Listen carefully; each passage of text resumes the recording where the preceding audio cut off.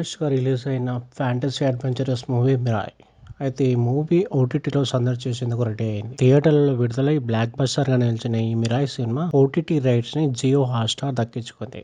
అయితే ఈ నెల 10th నుంచి అంటే ఈ రోజు నుంచి ఒక 4 డేస్ తర్వాత స్ట్రీమింగ్ అవుతుందని ఎక్స్ వేదికగా జియో హాట్‌స్టార్ అనౌన్స్ చేసిందనమాట. ఈ సినిమా తెలుగు, తమిళ, కన్నడ, మలయాళ భాషల్లో అందుబాటులోకి రానుంది. తేజ సజ్జా, మంచు మనోజ్ ప్రధాన పాత్రలో నటించిన ఈ సినిమా కార్తీక ఘట్టమనేని డైరెక్ట్ చేశాడు.